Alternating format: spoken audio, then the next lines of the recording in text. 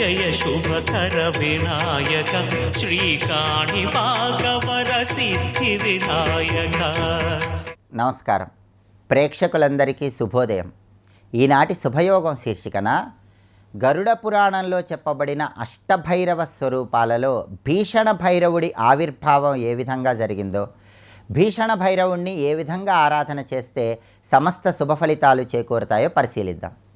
ప్రధానంగా గరుడ పురాణాన్ని ప్రమాణంగా తీసుకున్నట్లయితే భీషణం అంటే భయాన్ని కలిగింపజేసేవాడు అని అర్థం. పాపాత్ములకు భయాన్ని కలిగింపజేసే భైరవ స్వరూపం కాబట్టి కాలభైరవుణ్ణి భీషణ భైరవుడు అనే పేరుతో పిలుస్తారు. భీషణ భైరవుడి ఆవిర్భావ వైభవాన్ని పరిశీలించినట్లయితే హిరణ్యకశిపుడి వంశంలో ప్రహ్లాదుడితో పాటుగా హిరణ్యకశిపుడికి అనుహ్లాదుడు, ఆహ్లాదుడు, హ్లాదుడు అని ఇంకా 3 కుమారులు ఉన్నారని చెప్పడం జరిగింది. ప్రహ్లాదుడు ఒక్కడే దైవభక్తి స్వరూపుడు. హిరణ్యకశిపుడికి ఉన్నటువంటి మిగిలిన 3 కుమారులు కూడా రాక్షస ప్రవృత్తిని కలిగి ఉండేవారు. ఈ 3 కుమారుల్లో కూడా హిరణ్యకశిపుడి కుమారుడైనటువంటి అనుహ్లాదుడు తీవ్రమైన రాక్షస ప్రవృత్తిని కలిగి ఉండేవాడు. ఈ అనుహ్లాదుడికి దైత్యుడు అనే పేరు కలిగిన ఒక కుమారుడు జన్మించాడు. అంటే ఈ దైత్యుడు హిరణ్యకశిపుడి మనుమడు.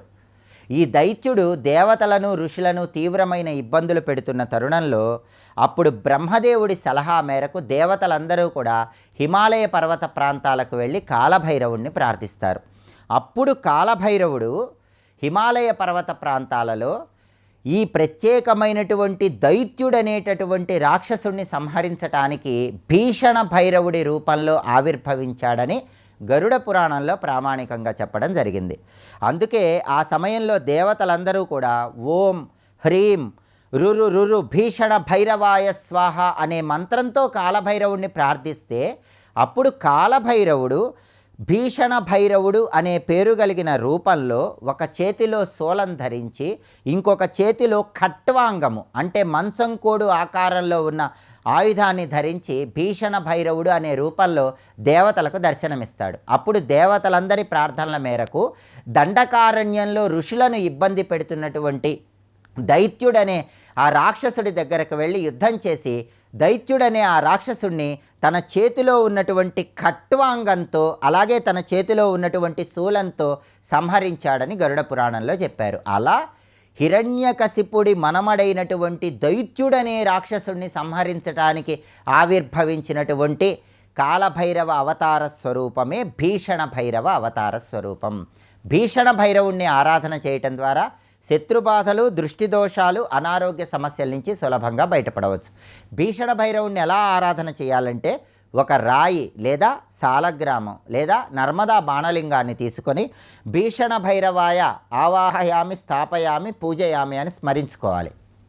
అప్పుడు ఆ రాయిలోకి, సాలగ్రామంలోకి, నర్మదా బాణలింగంలోకి భీషణ భైరవుడి శక్తి ఆవాహన జరుగుతుంది. ఆ తర్వాత భీషణ భైరవుడికి సంబంధించిన ఓం రురు రురు భీషణ భైరవాయ నమః అనే మంత్రాన్ని వీలైనన్ని సార్లు పఠించాలి. అలాగే భీషణ భైరవుడికి అభిషేకం అంటే ఎంతో ప్రీతిపాత్రం. ఆయనకి రకరకాల ద్రవ్యాలతో అభిషేకం చేసి ఆ అభిషేక జలాన్ని గృహం ముందు భాగంలో మొక్కలకు పోయటం ద్వారా దృష్టి దోషాలు తొలగిపోతాయి, వాస్తు దోషాల నుంచి కూడా సులభంగా బయటపడవచ్చని ప్రామాణిక గ్రంథాలన్నీ తెలియజేస్తున్నాయి. ఈ భీషణ భైరవుడికి ప్రధానంగా తెల్లటి పుష్పాలతో చేసే పూజ అంటే ఎంతో ప్రీతిపాత్రం.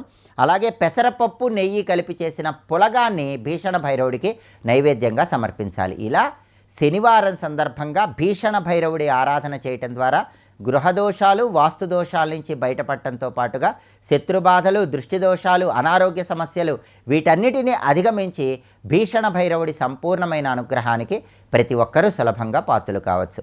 రేపటి శుభయోగం శీర్షికన శాకంబరీదేవి ఆవిర్భావ వైభవం ఏంటో, శాకంబరీదేవిని ఆరాధన చేయటం ద్వారా ఎటువంటి సత్ఫలితాలు కలుగుతాయో పరిశీలిద్దాం. నమస్కారం.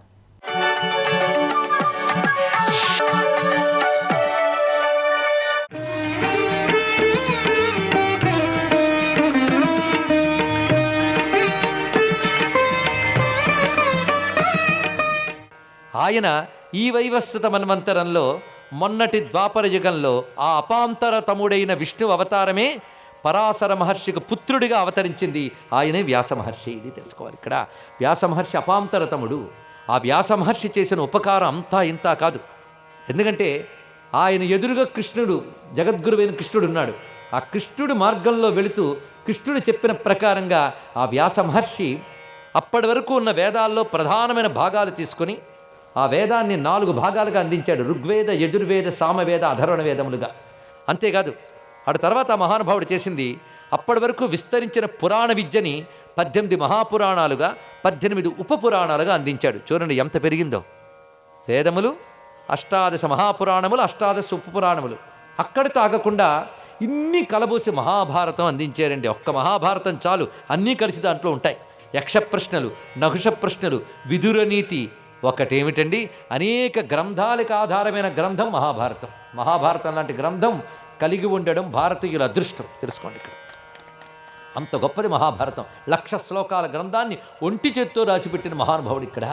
అంత గ్రంథం ఎవరైనా రాయగలరా అండి అంటే విష్ణువు తప్ప ఎవడు రాయలేట. అందుకే వ్యాసుడు విష్ణువే. తెలుసుకోండి, ఇక్కడ మహాభారతాన్ని అందించిన మహానుభావుడు. ఆ మహాభారతంతో పాటు తర్వాత గ్రంథము ఆయన ఇచ్చినటువంటిది బ్రహ్మసూత్రాలు, భాగవతం, ఇన్ని అందించినటువంటి మహానుభావుడు. కనుక మనం పరాశరుని తర్వాత ఎవరి దగ్గరికి వచ్చేసాం? వ్యాస భగవానుడు. కనుక వేదవ్యాసుడు అందరికీ సమ్మతమైనటువంటి జగద్గురువు, సాక్షాత్ విష్ణువు. వ్యాసో నారాయణో హరి. అంతేకాదు ఇంకో మహానుభావుడు అంటాడు, అచతుర్వదనో బ్రహ్మ ద్విబాహురపరో హరి అపాలలోచన శంభు భగవాన్ బాదరాయణ. 4 ముఖాలు లేని బ్రహ్మగారు, 4 చేతులు లేని విష్ణువు, 3 కళ్ళు లేని రుద్రుడు. అంటే త్రిమూర్త్యాత్మకుడు అన్నారు ఇక్కడ.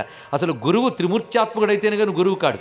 అందుకే దత్తాత్రేయ స్వామి వారు కూడా త్రిమూర్త్యాత్మకంగానే మనకు కనబడుతున్నారు. గురుర్ బ్రహ్మ, గురుర్ విష్ణు, గురుర్ దేవో మహేశ్వర, గురు సాక్షాత్ పరబ్రహ్మ, తస్మై శ్రీ గురవే నమః. అంటే గురువుని బ్రహ్మ విష్ణు రుద్రుడితో ఎందుకు పోల్చారు? ఇది ఒకటి తెలియాలి కదా. బ్రహ్మ అంటే సృష్టి చేస్తాడు, విష్ణువు అంటే స్థితి చేస్తాడు, శివుడు అంటే లయం చేస్తాడు. ఒక స్థితి నుంచి మరొక స్థితిలోకి లీనం చేసేవాడే ఈశ్వరుడు. ఆయన లేకపోతే జగత్తు రాదు. ఈ లయ వల్లే లీనమవుతూ ఉంటాం. పసిపిల్లవాడు క్రమక్రమంగా ఎదుగుతూ ఉన్నాడు, అది లయ. ఒక దశ ఇంకో దశ లీనమవుతుంది. కనుక స్థితిలో లయ ఉందా లేదా చెప్పండి. ఇక్కడ లయ లేకపోతే స్థితి ఉందా? లేదు కదా. గట్టిగా ఆలోచిస్తే స్థితి లయ కలిసే ఉన్నాయి కదా. అదే శివాయ విష్ణు రూపాయ, ఇది అర్థం. ఈ వ్యాసుని తర్వాత ఎంత ధర్మాన్ని రక్షిద్దామని వ్యాసుడు ప్రయత్నించినా కలి ప్రవేశించింది. దేవతలందరూ కలిసి బయలుదేరి కైలాసానికి వెళ్ళి ప్రార్థన చేశారు, ఇప్పుడు నువ్వు రావాలయ్యా అని. ఎందుకంటే నువ్వు దక్షిణామూర్తి రూపంతో ప్రపంచానికి జ్ఞానం చెప్పిన వాడివి. ఈ దక్షిణామూర్తిగా ఎవరు ఉపాసన చేస్తున్నారో వారికి జ్ఞానం ఇస్తున్నావు. కానీ ఆ దక్షిణామూర్తి రూపం కిందకి దిగాలని అడిగారు. అప్పటి వరకు దక్షిణామూర్తి మర్రి చెట్టు మొదట్లో కూర్చొని చిన్ముద్ర పట్టుకుని, ఒక చేతితో పుస్తకం పట్టుకుని, పై చేతిలో ఒక అమృత కలశాన్ని, మరొక చేతిలో ఒక రమ్యమైన అక్షమాలని పట్టుకుని ఉంటాడు. 4 చేతులతో మర్రి చెట్టు మొదట్లో తెల్లగా కూర్చొని మౌనంగా జ్ఞానం చెప్పాడు. ఆయన మౌనంగా చెప్తే ఋషులకు అర్థమవుతుంది, కానీ మనకేం అర్థమవుతుంది? కాబట్టి నువ్వు మౌనం వదిలేసి 4 చేతులతో వస్తే మళ్ళీ ఇదేదో వింత అనుకుంటారు కనుక మానవుల మధ్య 2 చేతులతో రా అని చెప్తే సరే అని చెప్పి పైన ఉన్న 2 చేతులు లోపలికి లాగేసుకుని క్రింద ఉన్న 2 చేతులే తీసుకున్నాడు. క్రింద 2 చేతుల్లో ఒక చేతిలో పుస్తకం చిన్ముద్ర, ఈ 2 తీసుకుని మర్రి చెట్టుని వదిలిపెట్టి మౌనాన్ని వదిలిపెట్టి కిందికి దిగి వచ్చాడు. అలాగా మౌనాన్ని వదిలిపెట్టి మర్రి చెట్టును వదిలిపెట్టి కిందికి దిగి వచ్చిన దక్షిణామూర్తి స్వరూపమే ఆదిశంకర భగవత్పాదుల వారు. ఆదిశంకరులు చేసింది ఏంటంటే వైదిక మత ఉద్ధరణ, సమన్వయాన్ని సాధించాడు. భిన్న భిన్నంగా కొట్టుకుంటున్న శైవ వైష్ణవ సౌర శాక్తేయ గాణపత్య స్కాందాది మతములన్నింటినీ కూడా సమన్వయించి ఆ మహానుభావుడు ఒక్క చోటుకు తెచ్చి పంచాయతనం అనే విధానాన్ని వేదాల నుంచి తీసుకొచ్చి ప్రతిష్ఠ చేసి సమన్వయాన్ని సాధించాడు. ఇక్కడ ఆయన నిలబెట్టాక మళ్ళీ శైవం వైష్ణవం తర్వాత మళ్ళీ వృద్ధిలోకి రాగలిగాయి. అందుకే ఇవాళ మనం చెప్పుకుంటున్న శైవ వైష్ణవ ద్వైత విశిష్టాద్వైత మనందరం మాట్లాడగలుగుతున్నాము అంటే కొట్టుకుపోకుండా కాపాడిన ఆదిశంకరులకి నమస్కారం చేసుకోవాల్సిందే. తెలుసుకోండి, ఆ మహానుభావుడు ఉద్ధరించాడు. అందుకని షణ్మత స్థాపనాచార్య అని బిరుదు. ఒక్క 16 ఏళ్లకి ఏమి చెప్పదలుచుకున్న అంతా రాసిపెట్టేశారండి మహానుభావుడు. అక్కడ భగవద్గీతకు భాష్యం రచించాడు, 10 ఉపనిషత్తులకు భాష్యం రచించాడు మహానుభావుడు. అక్కడితో ఆగకుండా బ్రహ్మసూత్రాలకి భాష్యం రచించాడు. అది ఉపనిషత్ భాష్యం, బ్రహ్మసూత్ర భాష్యం, భగవద్గీత భాష్యం, ప్రస్థానత్రయ భాష్యం రచించి మేధావులకు కూడా వేదాంతం అంటే ఏమిటో స్పష్టంగా చెప్పిన మహానుభావుడు. ఆ శాస్త్ర భాష్యాలతో చెప్పినది సామాన్యులకు అర్థం కావడం కోసం చిన్న చిన్న శ్లోకాల రూపంలో వేదాంత విద్యనంతటినీ కూడా అందించాడు. ఆదిశంకరులు వ్యాసుడి తర్వాత మళ్ళీ అంత రచన చేసి ప్రపంచాన్ని ప్రభావితం చేసిన వాడు ఆదిశంకరుడు మాత్రమే. గుర్తుపెట్టుకోండి, ఇక్కడ 16 ఏళ్లకి అంత జ్ఞానాన్ని ఇవ్వడం అనేది సామాన్యమైన అంశం కాదు. ఆయన రాయదలుచుకున్నదంతా 16 ఏళ్ళగా రాసిపెట్టేసాడు మహానుభావుడు. ఇక్కడ మొత్తం ప్రస్థానత్రయ భాష్యం రచించడమే కాకుండా ప్రకరణ గ్రంథ సాహిత్యాన్ని అందించాడు. ఆయన సమస్తమైన శాస్త్రం అందించాడు. ఇక్కడ మహానుభావుడు చేసిన క్రియలు 3 రకాలుగా కనబడుతున్నాయి. పరిశీలించండి. ఇక్కడ 16 ఏళ్లకి ఆ మహానుభావుడు ప్రస్థానత్రయ భాష్యం రచించాడు. ఇవి కేవలం పండితులకు అర్థమవుతాయి. సామాన్యులకి అందులో ఉన్న విషయం చెప్పడం కోసం, వేదాంత విద్య చెప్పడం కోసం ఆయన ఇచ్చినది 2వ భాగం ప్రకరణ గ్రంథ సాహిత్యం. ప్రకరణ గ్రంథములు అంటే ఏమిటో మనం తెలుసుకోవాలి. ఇక్కడ ప్రకరణ గ్రంథములు అంటే వివేక చూడమని, అపరోక్షానుభూతి, ఆత్మబోధ, ఇలాగా ఏకశ్లోకి నుంచి సహస్ర శ్లోకి వరకు, ఒక్క శ్లోకి నుంచి సహస్ర శ్లోకి, దీనిలోనే నిర్వాణ షట్కం, అదేవిధంగా దుర్వాసన ప్రతీకార దశకం. ఎన్ని గ్రంథాలండి శంకర భగవత్పాల వారు వేదాంతాన్ని తేటగా చిన్న చిన్న పుస్తకాలకి ఇచ్చాడు.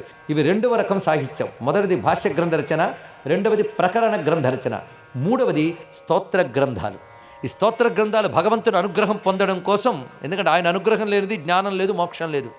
ఆయన అనుగ్రహం మనం పొందడం కోసం స్తోత్ర సాహిత్యాన్ని ఇచ్చాడు. ఆ స్తోత్ర సాహిత్యాలు ఎన్నని చెప్పేదండి. ఇక్కడ చిన్న చిన్న అష్టకాల మొదలుకొని పెద్ద పెద్ద స్తోత్రాల వరకు రచించాడు. 6వ ఏట పలికిన కనకధారా స్తోత్రంలో అపురూపమైన శ్రీ విద్యా రహస్యాలు నిక్షిప్తం చేశాడు మహానుభావుడు. అంగం హరి పులకభూషణమాశ్రయంతి భృంగాంగనేవ ముకుళాభరణం తమాలం అంగీకృతాకిల విభూతి రపాంగలీల మాంగళ్యదాస్తు మమ మంగళ దేవతాయా. ఇప్పటికీ కనకధారా స్తోత్రాన్ని ఒక నియమబద్ధంగా పారాయణ చేస్తే వాడికి ఎలాంటి దరిద్రమైన పోతుంది, అందులో సందేహం లేదండి. ఇక్కడ ఎందుకంటే దశమహావిద్యల్లో కమలాత్మిక అని ఒక విద్య ఉంది. ఆ విద్యా మంత్ర రహస్యాలన్నీ కనకధార స్తోత్రంలో పెట్టాడు. కనకధార స్తోత్రం చదివితే దరిద్రం పోతుంది. కనకధార స్తోత్రం అర్థం చేసుకుంటే లక్ష్మీదేవి సాక్షాత్కరిస్తుంది. తెలుసుకోండి, సామాన్యం కాదు, భావం తెలియాలి. అందుకే వేదనంతా కూడా. కనుకనే ఆ స్తోత్రంతో పాటు లక్ష్మీ నృసింహం అమదేహి కరావలంబం భజ గోవిందం గోవిందం భజ మూఢమతే ఎన్ని రచించాడండి. సుబ్రహ్మణ్య భుజంగ ప్రయాతం, గణపతిపై స్తోత్రం, సూర్యునిపై స్తోత్రం, రామునిపై, కృష్ణునిపై, శివునిపై, ఒకటేమిటి, ఒక శివానందలహరి, ఒక సౌందర్యలహరి, ఒక కనకధారా స్తోత్రం, ఎన్నెన్ని. శ్రీమత్పయో నిధినికేతన చక్రపాణి భోగీంద్ర భోగమనిరంజిత పుణ్యమూర్తే యోగీశ శాశ్వత శరణ్య భవాబ్ధిపోత లక్ష్మీ నృసింహమదేహి కరావలంబం. లక్ష్మీ నృసింహ స్తోత్ర వ్యాఖ్యానం ఒక్కసారి గ్రహిస్తే అది లక్ష్మీ నృసింహ మంత్ర వ్యాఖ్యానం సంపూర్ణంగా. స్వస్తి.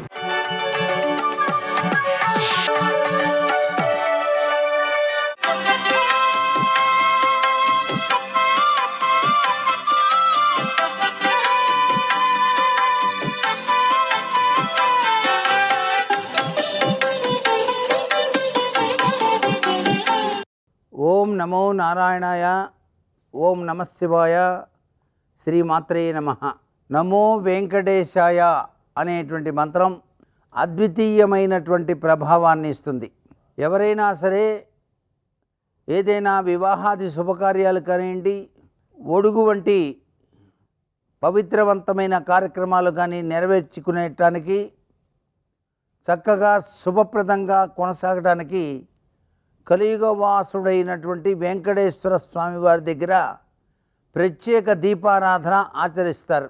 ఒక పెద్ద సైజు కలిగినటువంటి మూకుడులో ఆవు నెయ్యి పోసి ఏకహారతిలా ఒత్తి లావుగా చేసి ఆ ఒత్తిని మంత్రపూర్వకంగా వెంకటేశ్వర స్వామి దీపంగా వెలిగించేటువంటి సాంప్రదాయం ఉంది. అంతేకాకుండా వెంకటేశ్వర స్వామి దీపానంతరం వివాహం చేసుకునేటువంటి వాళ్ళు నడిచి ఆ ఊళ్ళోనే ఎదురు నడుస్తారు వెంకటేశ్వర స్వామి దేవాలయం దగ్గరికి. అలా నడిచి వచ్చి తరువాతనే వివాహాది శుభకార్యాలకు ఇక బయలుదేరి వెళ్ళటం జరుగుతుంది. ఎందుచేత ఇలా జరుగుతుంది, ఎందుకు చెయ్యాలి ఇలా అంటే, కలియుగంలో వెంకటేశ్వర స్వామి వారి యొక్క దివ్య ఆశీస్సులు ప్రతి ఒక్క వివాహం చేసుకునేటువంటి దంపతులకు కలిగి తీరాలి అనే ఉద్దేశంతో ఇటువంటి సాంప్రదాయబద్ధమైనటువంటి లక్షణాలు ప్రతి చోట కూడాను మనం ఆచరిస్తూనే ఉన్నాం. అందుచేత ఈ యొక్క అఖండ దీపం వెంకటేశ్వర స్వామి వారి వద్ద వెలిగించిన పిదప వెంకటేశ్వర అష్టోత్తర శతనామాలు చక్కగా చదివి స్వామివారిని తులసి మాలికలతో చక్కగా అలంకరించి లక్ష్మీదేవికి అష్టోత్తర శతనామావళి పూజ చేసి మల్లెపూలు, జాజిపూలు, పద్మపుష్పాలతో పూజ చేసి వీరు ఈ యొక్క శుభకార్యాలకు బయలుదేరి వెళ్ళేటువంటి సనాతన సంప్రదాయం నేటికి కూడా ఆచరిస్తున్నాం. అంటే ఈ కలియుగంలో ప్రతి ఒక్కరూ కూడాను శుభకార్యాలు ఆచరించేటప్పుడు వెంకటేశ్వర స్వామి వారి దీపారాధన తప్పనిసరిగా ఆచరించి తీరాలి అంటోంది శాస్త్రం. సర్వే జనా సుఖినో భవంతు.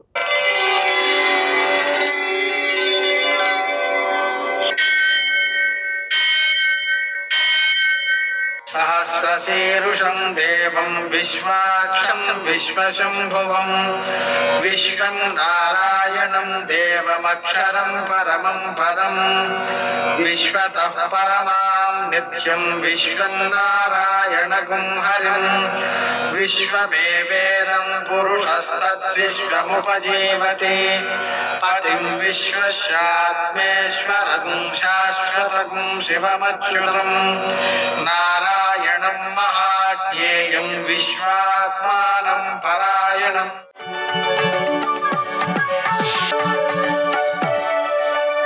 సూర్యశౌర్యమథేందురింద్రపదవీ సన్మంగళం మంగళం. పద్మావతి ప్రణయలాలితముగ్ధదేహ శ్రీవేంకటేశరుణమోచనమస్తు మహ్యం. నేటి కాలమాన విశేషాలను గమనిద్దాం.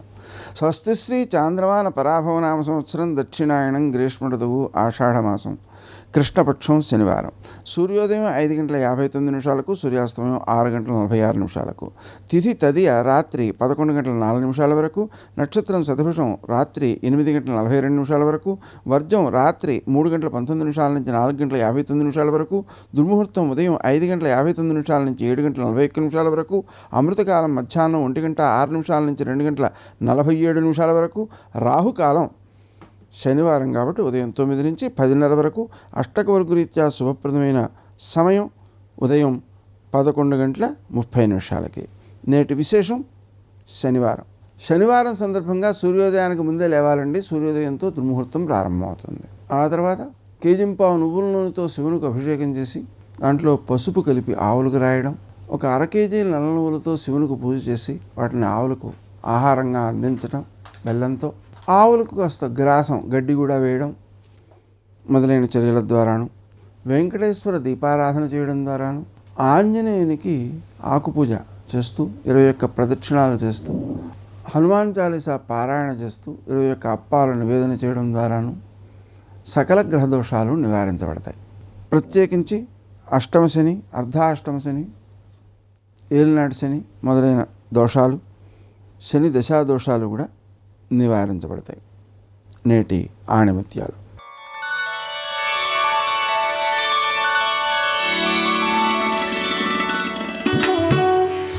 మనశ్శాంతి కావాలంటే ఇతరుల దోషాలను ఎంచవద్దు, మన దోషాలను మనం సరిదిద్దుకోవాలి.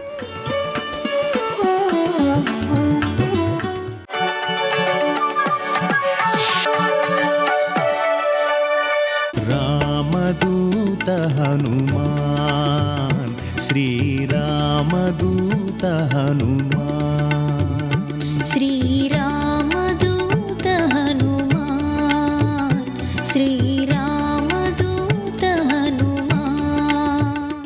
భీమ విక్రమంతో మేరుమందర శంకాచౌ భవౌదీప్తానలప్రభ. మేరు పర్వతం అంత పెద్ద శరీరాన్ని పెంచారు. పెంచి ఆ పర్వత శిఖరాన్ని పైకి ఎత్తేశారు ఇలా చేత్తో. అది పావులతోటి, క్రూరమృగాలతోటి, గుహలతోటి, చెట్లతోటి ఉంది. ఆ పర్వత శిఖరాన్ని పైకెత్తి ఒక రాతిని విసిరినట్టుగా విసిరారు. అది వెళ్ళి ఇద్దరు రాక్షసుల మీద పడి ఇద్దరు రాక్షసుల యొక్క శరీరములు భగ్నములైపోయి కింద పడిపోయారు. అక్కడ మహర్షి ఒక మాట అంటారు, హతైర్నాగైశ్చ తురగై భగ్నాక్షైశ్చ మహోరథై హతైశ్చ రాక్షసైర్భూమి రుద్ధమార్గా సమంతతః అంటారు. ఆ అశోకవనం అప్పటి వరకు సర్వఋతువులలో పువ్వులు పూసేటటువంటి చెట్లతోటి, కాయలు కాసి పళ్ళు పండేటటువంటి చెట్లతోటి అత్యంత శోభతో విలసిల్లినటువంటి ప్రదేశం. సువాసనలు గుబాళిస్తూ ఉండేవి. అన్ని కాలముల యందు మదించినటువంటి పక్షులు కూస్తూ ఉండేవి. అంత సౌందర్యవంతంగా ఉండేటటువంటి ఆ ప్రమదావనంలో, అశోకవనంలో హనుమ భంజించిన తరువాత ఎంత విచిత్రమైనటువంటి పరిస్థితి ఏర్పడిందంటే, ఎక్కడ చూసినా తొండాలు తెగిపోయి, కాళ్ళు తెగిపోయి, కడుపులు పగిలిపోయినటువంటి కొన్ని లక్షల ఏనుగులు, నేల మీద పడిపోయి మరణించి నెత్తురోడుతున్నటువంటి గుర్రాలు, కోట్ల సైన్యం. అప్పటికి అంత సైన్యాన్ని పడగొట్టేశారు. అంత సైన్యం, అంతమంది వీరులు, అన్ని రథాలు అన్నిటితో నిండిపోయి ఎక్కడ చూసినా మాంసము నెత్తురు, మాంసము నెత్తురు, భూమి అంతా నిండిపోయింది. మళ్ళీ ఆ తోరణం మీదకి ఎక్కి కూర్చున్నారు. ఈసారి చూశాడు, 80,000 మంది కింకరుల మూక మడిసిపోయారు, జంబుమాలి మడిసిపోయాడు. ఆ పైన 7 మంత్రిసుతులు మడిసిపోయారు, 5 సేనాగ్ర నాయకులు పడిపోయారు. ఈసారి సామాన్యుణ్ణి పంపకూడదు, సరి అయినటువంటి వాణ్ణి పంపించాలనుకున్నారు. సభనంతటినీ కలయ తిరిగి చూశాడు. తన కామం కోసం తాను ఎంత నీచానికి దిగజారిపోతాడు అనడం చెప్పకుండా చెప్పడం సుందరకాండ. తన కుమారుడు అక్షకుమారుడి వంక చూశాడు. యజ్ఞం చేస్తున్నప్పుడు అగ్నిహోత్రం ఎలా లేస్తుందో అంత ఉత్సాహంగా లేచాడు. చాలా చిన్నపిల్లవాడు అక్షకుమారుడు. వెంటనే బంగారు కవచం కట్టుకుని ఉన్నాడు. పిల్లవాడే కానీ యుద్ధంలో సాటి లేని మహావీరుడు. నాన్నగారు నన్ను నమ్మండి, నేను ఆ హరివీరుణ్ణి తప్పకుండా పట్టుకుంటానని ప్రతిజ్ఞ చేశాడు. రథం ఎక్కి వెనక కొన్ని అక్షౌహిణీల సైన్యాన్ని తీసుకుని అశోకవనంలోకి బయలుదేరాడు. చూశారు ఎంత గొప్ప యుద్ధం చేశాడంటే అక్షకుమారుడు, హనుమంతటి వారు ఆ బాణ పరంపరలోంచి తప్పుకోవడం కష్టమైంది. ఆకాశంలోకి ఎగిరిపోయినా కూడా ఎన్ని బాణాలు ప్రయోగించాడంటే, పెద్ద శరీరంతో ఉంటే తప్పుకోవడం కుదరక బహుసూక్ష్మ శరీరంతో ఆ బాణాల మధ్య తిరిగారు. ఇక అగ్నిహోత్రం పెరుగుతూ ఉంటే చూడ్డానికి ముద్దుగా ఉందని ఉపేక్షిస్తే ఇల్లు కాల్చేస్తుంది. ముదుసలి ఇంటి దీపమని ముద్దుడు మూర్ఖుడు కాడు అంటాడు రామరాయలు. మా ఇంటి దీపం ఎంత ముద్దుగా ఉందో అని ముద్దు పెట్టుకుంటే మూతి కాలిపోతుంది. పిల్లవాడు చిన్నవాడు ఎంత బాగా యుద్ధం చేస్తున్నాడో అని ఉపేక్షిస్తే వీడు చాలా ప్రమాదం తెచ్చేట్టున్నాడు. వీడికి అలసట లేదు, యుద్ధం చేసే కొద్దీ శక్తి పుంజుకుంటున్నాడు. ప్రమాదకరమైన యుద్ధం కాబట్టి పిల్లవాడిని పడగొట్టాలని మనసు రాకపోయినా ఆకాశంలోంచి ఒక్కసారి నేల మీదకి దూకి చేత్తో కొట్టి రథాన్నంతటినీ భగ్నం చేశారు. హనుమ వేగం అంటే అసలు ఎవరు ఊహించలేరు. మనోజవం మరుతతుల్య వేగం. అంత వేగంతో ఆయన వచ్చి కొడితే అంత ఒడుపుగా అక్షకుమారుడు రథంలోంచి తప్పుకున్నాడు. తప్పుకుని చేతిలో చంద్రహాసం పట్టుకుని ఆకాశానికి ఎగిరిపోయాడు. ఎలా? మహాతపశక్తి సంపన్నుడైనటువంటి వ్యక్తి శరీరాన్ని పరిత్యజించి సహస్రారంలోంచి బ్రహ్మరంధ్రంలోంచి తన యొక్క జీవుణ్ణి ఉద్గమింపచేసి ఉత్తమలోకాలకి వెళ్ళిపోయినటువంటి రీతిలో ఆయన ఒక్కసారి ఆకాశంలోకి ఎగిరాడు. చూశారు స్వామి హనుమ, ఓహో వీడు ఆకాశంలో కూడా నిలబడి యుద్ధం చేస్తాడనమాట, ఉపేక్షించకూడదని ఉత్తర క్షణం ఎంత వేగంగా కిందకొచ్చారో అంత వేగంగా పైకెళ్ళారు. పైకెళ్ళి అక్షకుమారుడి ముందుకి వెళ్లకుండా కింద నుంచే 2 కాళ్ళు పట్టుకున్నారు. దురదృష్టమో అదృష్టమో హనుమంతటి మహానుభావుడు పట్టుకున్నాడు 2 కాళ్ళు. పట్టుకుని ఆకాశంలోంచి ఒక్కసారి కిందకి ఈడ్చేశారు. ఇలా ఈడ్చేస్తూ దిగిపోయారు. మహర్షి ఒక అద్భుతమైనటువంటి యుద్ధాన్ని ఆవిష్కరించారు. అక్కడ ఏమి చేయలేదు అసలు అక్షకుమారుడితో యుద్ధాన్ని. చేతిలో 2 కాళ్ళు పట్టుకున్నారు. పట్టుకుని కొన్ని వేల మార్లు తిప్పారు ఆకాశంలో. సర్వం శ్రీ ఉమామహేశ్వర పరబ్రహ్మార్పణమస్తు. స్వస్తి.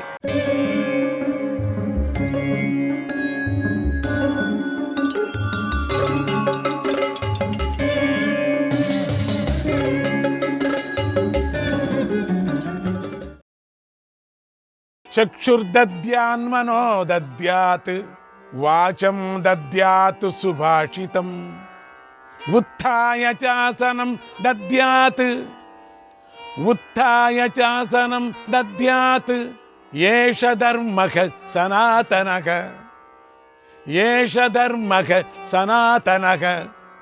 ఇంటికి వచ్చిన వాడికి ఆదరంగా చూడాలి, మంచి మనస్సుతో మంచి మాటలు మాట్లాడాలి, లేచి ఆసనం ఇవ్వాలి, అతిథి రావటం చూసి పైకి లేచి ఎదురు వెళ్ళాలి, తగిన రీతిలో అతన్ని గౌరవించాలి. ఇది సనాతనమైన ధర్మం. అగ్నిహోత్రమనడ్వాంశ జ్ఞాతయోతిథి బాంధవాః పుత్రాదారాశ్చ భృత్యాశ్చ నిర్దఘేయుర పూజితాః. అగ్నిహోత్రం, ఆబోతు, జ్ఞాతులు, అతిథులు, బంధువులు, పుత్రులు, భార్య, సేవకులు, వీరిని గృహస్థు చక్కగా గౌరవించాలి. అలా చేయకపోతే వారి కోపాగ్ని చేత గృహస్థుడు కాలిపోతాడు. ఆత్మార్థం పాచయేన్నాన్నం నవృథా ఘాతయేత్ పశున్ నచ తత్ స్వయమస్నీయాత్ నచ తత్ స్వయమస్నీయాత్ విధివత్ యన్న నిర్వపేత్ విధివత్ యన్న నిర్వపేత్. కేవలం తన సుఖం కోసమే అన్నం వండుకోకూడదు, అనవసరంగా పశువులను హింసించకూడదు, ఆహారాన్ని విధిపూర్వకంగా దేవతలు మొదలైన వారికి సమర్పించకుండా తాను తినకూడదు. కుక్కలకు, చండాలులకు, పక్షులకు నేలపై అన్నాన్ని పెట్టాలి. ఉదయము సాయంకాలంలో ఇలా పెట్టటాన్ని వైశ్వదేవం అంటారు. ఇంటిలో అందరికీ పెట్టగా మిగిలిన అన్నాన్ని నిఘసము అంటారు. వైశ్వదేవం చేశాక అన్నాన్ని అమృతము అంటారు. అందువల్ల గృహస్థు ఎప్పుడూ విఘసాసి, దేవతలకు పితృదేవతలకు నివేదన చేసిన పదార్థాన్ని తినేవాడు కావాలి. చక్షుర్దద్యాన్ మనో దద్యాత్ వాచం దద్యాచ్చ సూనృతాం అనువ్రజేదుపాసీత స యజ్ఞః పంచదక్షిణః. అతిథిపై దృష్టి మనస్సు పెట్టాలి, సత్యంగా మధురంగా మాట్లాడాలి. అతిథి వెళ్ళేటప్పుడు అనుసరించాలి, కొంత దూరం సాగనంపాలి. ఇంటిలో ఉన్నంతసేపు అతనితోనే గడపాలి. దీనినే 5 దక్షిణాలతో కూడినటువంటి అతిథి యజ్ఞం అంటారు. యో దద్యాద పరిక్లిష్టం అన్నమధ్వని వర్తతే శ్రాంతాయ ద్రష్ట పూర్వాయ తస్య పుణ్యఫలం మహత్. అపరిచితుడు, శ్రాంతుడు అయిన బాటసారికి ఆదరంతో అన్నం పెట్టడం వల్ల గృహస్థుడికి ఎంతో పుణ్యం లభిస్తుంది. ఇలా గృహస్థాశ్రమంలో నడుచుకునే గృహస్థు ఉత్తమ ధర్మాన్ని పొందుతాడని చెబుతున్నారు. ఈ విషయంలో మీ అభిప్రాయాన్ని చెప్పండి అన్నాడు. అప్పుడు శౌనకుడు ఇలా అన్నాడు, ఓ ధర్మరాజా, ఇది చాలా దుఃఖకరమైన మాట. ఈ లోకంలో పరస్పర విరుద్ధాలైనటువంటి విషయాలు కనిపిస్తున్నాయి. సత్పురుషుడు దేనికి సిగ్గుపడుతున్నాడో దుష్టుడు దానికే సంతోషిస్తున్నాడు. మూర్ఖుడు తన ఉదరపోషణే చూసుకుంటున్నాడు. జననేంద్రియ తృప్తికి, ఇంద్రియ సంబంధమైన విషయ సుఖాలకు వశుడై ఉంటున్నాడు. మోహరాగాలకు వశుడై ఉంటున్నాడు. భోగ సామాగ్రిని సంపాదించటమే పరమా ధర్మంగా భావిస్తున్నాడు. ఇంద్రియాలు ఆకర్షించే స్వభావం గలవి. అందుచేత విద్వాంసుడైన మానవుడు విషయాల వైపుకు లాగబడతాడు. అప్పుడు ఆ విద్వాంసుడు విచారణా శక్తిని కోల్పోతాడు. అదుపులోని లేని గుర్రాలతో సారథి అవస్థపడినట్లుగా ఆ విద్వాంసుడు అవస్థపడతాడు. అంటే మనస్సుతో పాటు, వయస్సు అనుకోండి, మనస్సుతో వయస్సుతో పాటు పంచేంద్రియాలు వాటి విషయాల పట్ల ఆసక్తితో ప్రవర్తిస్తాయి. మనస్సు ఏ ఇంద్రియ సంబంధమైన విషయాలను సేవించాలని కోరుకుంటుందో ఆ విషయాల మీదే ఆసక్తి కలిగి ఉంటుంది. ఎప్పుడు దాన్నే యోచన చేస్తుంది. వాటిని అనుభవించాలనేటువంటి కోరిక కలిగి ఉంటుంది. తర్వాత సంకల్పం అనే బీజం గల మానవుడు కాముడి యొక్క విషయాలనే బాణాలతో హింసించబడతాడు. అప్పుడు అగ్ని పట్ల భయంతో అగ్ని పట్ల లోభంతో మిడత అగ్నిలో పడి నశించినట్లుగా మానవుడు లోభం అనే అగ్నిలో పడి నశించిపోతాడు. తర్వాత మానవుడు యథేచ్ఛగా ఆహార విహారాల చేత మోహితుడవుతాడు. మోహంలో నిండిన విషయ సుఖాల్లో మునిగిపోతాడు. చివరకు తనను తాను మర్చిపోతాడు. తనలో ఉండే పరమాత్మను తెలుసుకోలేడు. ఇలా అవిద్య, కర్మ, తృష్టల చేత మానవుడు చక్రంలాగా సంసారంలో తిరుగుతూనే ఉంటాడు. బ్రహ్మను వదులుకొని గడ్డిపోచ వరకు అన్ని ప్రాణుల్లోనూ, ఆకాశంలోనూ, జలంలోనూ, భూమి మీద మళ్ళీ మళ్ళీ పుడుతూనే ఉంటాడు. అజ్ఞానుడైన మానవుల గతి ఇలా ఉంటుంది. ఇక ధర్మము, శ్రేయస్సు, మోక్షం పట్ల ఆసక్తి గల వివేకుల గతి గురించి చెబుతాను విను. కర్మను చెయ్యి, విడిచిపెట్టు అనేది వేదవాక్కు. అందువల్ల ఈ ధర్మాలన్నిటినీ అభిమానంతో నేను చేస్తున్నాను అనే భావంతో చెయ్యకూడదు. ఇజ్యాధ్యయనదానాని తపస్సత్యం క్షమాదమః అలోభ ఇతి మార్గోయం ధర్మస్యాష్టవిధః స్మృతః. యజ్ఞం, అధ్యయనం, దానం, తపస్సు, సత్యం, క్షమ, ఇంద్రియ నిగ్రహం, అలోభం, లోభం లేకుండా ఉండటం అనేవి 8 ధర్మ మార్గాలు. వీటిని అష్టాంగ మార్గం అంటారు. ఇందులో మొదటి 4 అంటే యజ్ఞం, అధ్యయనం, దానం, తపస్సు అనేవి పితృయాన మార్గంలో ఉంటాయి. వీటిని సకామంగా ఆచరించాలి. అప్పుడు అవి పితృయాన మార్గంలో తీసుకొని వెళతాయి. అగ్నిహోత్రాది కర్మలు నిత్యము ఆచరించాలి. అభిమానాన్ని విడిచిపెట్టి కర్తవ్య బుద్ధితో చేయాలి. యజ్ఞం చేయని వాళ్ళకేమిటి అంటే గురు సేవనే యజ్ఞం అన్నారు. అది కూడా జ్ఞాపకం పెట్టుకోండి. మాకు యజ్ఞం లేదంటే గురు సేవ యజ్ఞం, అదే పెద్ద యజ్ఞం.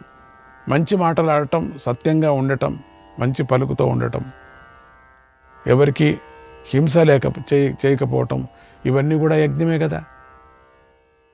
అందుకని అటువంటి యజ్ఞాన్ని చేస్తూ అందులో తర్వాతి 4 అంటే సత్యం, క్షమ, ఇవన్నీ మళ్ళీ కూడా సత్యం, క్షమ, ఇంద్రియ నిగ్రహం, అలోభం అనేవి దేవయాన మార్గంలో తీసుకొని వెళతాయి. ఇవంతా కూడా మంచి మార్గంలో తీసుకువెళ్ళి మోక్షాన్ని పొందుతూ సత్పురుషులు ఈ మార్గాన్ని ఆశ్రయిస్తారు. కనుక బుద్ధిమంతుడు అష్టాంగ మార్గం ద్వారా పవిత్రమైన అంతఃకరణ కలిగి వీటిని ఆచరించాలి. మానవుడు అంతర్బాహ్యేంద్రియాలను బాగా నిగ్రహించవలసిన వలన పరమ కళ్యాణ సిద్ధిని కూడా పొందుతాడు. అటువంటి నిగ్రహించటం వలన అహింస మొదలైన వ్రతాలను ఆచరించటం వలన పొందుతాడు కూడా. గురువును సేవించటం వలన పొందుతాడు. ఇవే యోగ సాధనను తగిన ఆహారాన్ని తీసుకోవటం వల్ల కూడా, వేదాధ్యయనం బాగా చేయటం వల్ల పొందుతాడు. ఆహారాన్ని మితంగా తీసుకోవటమే వేదాధ్యయనం అన్నారు. ఇక్కడ ఎంత బాగుంది చూసారా, సులభంగా చేశారు మనకు. సంపూర్ణ కర్మ సన్యాసం వల్ల, మనోవృత్తులను సంపూర్ణంగా నిగ్రహించటం వల్ల పొందుతాడు. సంసారాన్ని జయించాలనే కోరిక గల మానవులు రాగద్వేషాలను విడిచిపెట్టి ఇలా కర్మలను ఆచరిస్తారు. ఈ నియమాలను పాటించేవారు దేవతలనే ఐశ్వర్యాన్ని పొందుతారు. ఈ ప్రజలందరినీ రుద్రులు, సాధ్యులు, ఆదిత్యులు, వసువులు, అశ్వినులు యోగైశ్వర్యంతో కూడి రక్షించి పోషిస్తున్నారు. ఓ ధర్మరాజా, నువ్వు కూడా అదే విధంగా పూర్తిగా ఇంద్రియ నిగ్రహం పాటించు. తపస్సు చేత యోగసిద్ధిని పొందు. యజ్ఞాలు, యుద్ధాలు మొదలైన కర్మలు చేయటం వల్ల పితృదేవతల అనుగ్రహం కలుగుతుంది. వీటిని నువ్వు ఇప్పటికే ఆచరించావు. ఇక తపస్సు ద్వారా యోగసిద్ధిని సాధించు. దానితో విప్రులు పోషిస్తారు, భరిస్తావు. సిద్ధులు తమ తపస్సుతోనే తాము కోరుకున్న వాటిని పొందుతారు. అలాగే నువ్వు కూడా తపస్సును ఆచరించు. తపస్సుతో నీ కోరికను పొందు అన్నాడు శౌనకుడు. ఓం శ్రీకృష్ణాయ పరమాత్మనే నమః. 3వ అధ్యాయం. శౌనకుడు అనే విప్రుడు బోధ తర్వాత ఈ బోధలు చాలా బాగున్నాయి. దీంట్లో ఒక 28-29 శ్లోకాలు చాలా అద్భుతంగా ఉన్నాయి. అన్నీ బుద్ధి చెప్పేటువంటివి చాలా బాగున్నాయి, మంచి తత్వాలతో చేరినటువంటివి. అందుకని మీరు మాత్రం ఎటువంటి పరిస్థితిలో దాన్ని మాత్రం మీరు పోగొట్టుకోకూడదు, మర్చిపోయామని చెప్పకూడదు, మిస్ చేసుకోకూడదు. ఈ అరణ్య పర్వం మొదట్లోనే వస్తాయన్నమాట. శౌనకుడనే మిప్రుడు బోధ తర్వాత ధర్మరాజు దోముడి దగ్గరికి వెళ్ళి తమ్ముళ్ళందరూ వింటూ ఉండగా ఇలా అన్నాడు: ఓ మహాత్మా, వీళ్ళు వేద విద్వాంసులు నాతో వనానికి వస్తున్నారు. నేను వీరిని పోషించలేను, అందుచేత ఎంతో దుఃఖిస్తున్నాను. నాకెంతో బాధగా ఉంది. అలాగని నేను వీరిని విడిచిపెట్టలేను. వీరిని పోషించే శక్తి నాకు లేదు. మరి వీరిని విడవలేను, వీరి కడుపు నింపలేను.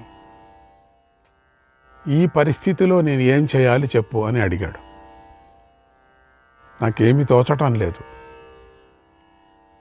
వెళ్ళిపోమని బలవంతా చేయలేకపోతున్నా.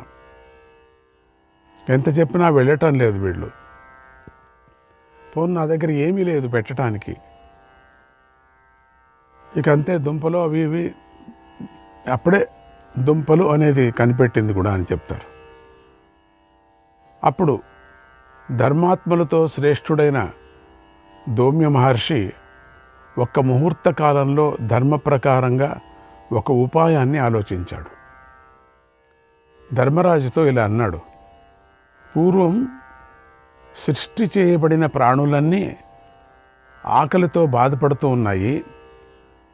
అప్పుడు సూర్య భగవానుడు వాటి మీద తండ్రిలాగా దయతలిచాడు. ఉత్తరాయణంలో ప్రయాణం చేసి తన కిరణాలతో భూమి యందు గల నీరును స్వీకరించాడు. మళ్ళీ దక్షిణాయనంలో ఆ నీటిని భూమిపైన వర్షించాడు. తర్వాత ఓషధీపతి అయినటువంటి చంద్రుడు అంతరిక్షంలో మేఘరూపంలో ఉన్న సూర్యుడి తేజస్సును స్వీకరించాడు. నీటితో ఔషధులను ఉత్పత్తి చేశాడు. చంద్రకిరణాల చేత అభిషేకింపబడిన సూర్యుడు బీజస్థితిని పొంది 6 రసాలతో కలిసి ఉంటే పవిత్రమైన ఔషధులు పుడతాయి. అవే భూమిపై ప్రాణులకు ఆహారం అవుతాయి. ఏవం భానుమయం హ్యన్నం భూతానాం ప్రాణధారణం పితైష సర్వభూతానాం తస్మాతం శరణం వ్రజ. ఇలా సమస్త ప్రాణులను రక్షించే అన్నం సూర్యరూపం ఉంది. ఆ సూర్యుడే సర్వ ప్రాణులకు తండ్రి వంటివాడు, రక్షకుడై ఉన్నాడు. అందువల్ల ఆ సూర్యుడిని శరణువేడు. జన్మతోనూ కర్మతోనూ శుద్ధులై మహాత్ములైన రాజులు తపస్సు చేసి ప్రజలందరినీ కష్టాల నుండి గట్టెక్కించారు. పూర్వము పృథువు, నకుషుడు, భీముడు, ఇతడు వేరే వాడు, భీముడు అనుకోకండి. భీముడి పేరు చాలా వస్తాయి మహాభారతంలో. భీమి మహారాజు, కార్తవీర్యుడు మొదలైన రాజులు తపస్సు చేశారు, యోగాగ్ని ఆశ్రయించారు. ప్రజలను ఆపదల నుండి, అంటే యోగాన్ని యోగాగ్నిని ఆశ్రయించారు. ప్రజలను ఆపదల నుండి ఉద్ధరించారు. రెండూ చేశారు వాళ్ళు, యోగము యోగాగ్ని. కనుక ఓ ధర్మాత్ముడా, నువ్వు కూడా ధర్మానుసారంగా తపస్సు చేస్తే యోగా అగ్ని గద పుడుతుంది. ఈ విప్రులను పోషించు అన్నాడు. ఈ సందర్భంలో జనమేజయుడికి సూర్యభగవానుని ధర్మరాజు ఎలా ఆరాధించాడో తెలుసుకోవాలనిపించింది. వైశంపాయన మహర్షిని, ఓ మహర్షి, ధర్మరాజు సూర్యుణ్ణి ఎలా ఆరాధించాడు, ఈ విషయం చెప్పు అని అడిగాడు. అప్పుడు వైశంపాయనుడు ఇలా చెప్పాడు. పవిత్రుడవై ఈ కథను విను, ఓర్పుతో విను. పూర్తిగా చెప్తాను. పూర్వము దౌమ్య మహర్షి ధర్మరాజుకు సూర్యభగవానుడి 108 నామాలను చెప్పాడు. వాటిని విను. దీన్ని చాలా చక్కగా వినండి. సూర్యుడు, ఆర్యముడు, భగుడు, త్వష్ట, పూషుడు, అర్కుడు, సవిత, రవి, గభస్తిమంతుడు, అజుడు, కాలుడు, మృత్యువు, ధాత, ప్రభాకరుడు, పృథివి, ఆపస్సు, తేజస్సు, ఖం, వాయువు, పరాయణుడు, సోముడు, బృహస్పతి, శుక్రుడు, బుధుడు, అంగారకుడు, ఇంద్రుడు, వివస్వంతుడు, దీప్తాంశుడు, శుచి, శౌరి, శనైశ్చరుడు, బ్రహ్మ, విష్ణువు, రుద్రుడు, స్కందుడు, వరుణుడు, యముడు, వైద్యుతుడు, జఠరుడు, ఇందనుడు, ఐందనుడు, తేజసాపతి, ధర్మధ్వజుడు, వేదకర్త, వేదాంగుడు, వేదవాహనుడు, కృత, త్రేత, ద్వాపరం, సర్వమలాశ్రయమైనటువంటి కలి కాలాష్ట ముహూర్త స్వరూపమైన కాలము, క్షప, యామము, క్షమము, సంవత్సరుడు, అశ్వత్థుడు, కాలచక్ర ప్రవర్తుడైనటువంటి విభావసుడు, శాశ్వతుడైన పురుషుడు, యోగి, వ్యక్తావ్యక్తుడు, సనాతనుడు, కాలాధ్యక్షుడు, ప్రజాధ్యక్షుడు, విశ్వకర్మ, తమోనుదుడు, వరుణుడు, సాగరుడు, అంశుడు, జిమూతుడు, జీవనుడు, అరిహుడు, భూతాశ్రయుడు, భూతపతి, సర్వలోక నమస్కృతుడు, స్రష్ట, సంవర్తకుడు, వహ్ని, సర్వాది, అలోలుపుడు, అనంతుడు, కపిలుడు, భానుడు, కామదుడు, సర్వతోముఖుడు, జయుడు, విశాలుడు, వరదుడు, సర్వధాతు, నిషేచితుడు, మనస్సుపర్ణుడు, భూతాది, శీఘ్రగుడు, ప్రాణధారుడు, ధన్వంతరి, ధూమకేతుడు, ఆదిదేవుడు, ఆదిసుతుడు, ఆదిత్య, ద్వాదశాత్ముడు, తిసుతుడు అంటే తిసుతుడు అంటే ఆదిత్య, ద్వాదశాత్ముడు, అరవిందాక్షుడు, పిత, మాత, పితామహుడు, స్వర్గద్వార, ప్రజాద్వార రూపుడు, మోక్షద్వార రూపమైన త్రివిష్ణుపుడు, దేహకర్త, ప్రశాంతాత్మ, విశ్వకర్త, విశ్వతోముఖుడు, చరాచరాత్ముడు, సూక్ష్మాత్ముడు, మైత్రేయుడు, కరుణాన్వితుడు. ఇలా సూర్యుడికి 108 నామాలున్నాయి. వీటిని బ్రహ్మదేవుడు చెప్పాడు. ఈ నామాలను జపించిన తర్వాత తను మేలు కోసం దేవతలు, పితృదేవతలు, యక్షగణాల చేత సేవించబడే అసురులు, నిశాచరులు, సిద్ధుల చేత నమస్కరించబడే శ్రేష్టమైన బంగారు రంగు గలవాడు అగ్నికాంతులు కలిగిన సూర్యునికి నమస్కరిస్తున్నాను అని నమస్కరించాలి. శ్రీకృష్ణాయ పరమాత్మనే నమః.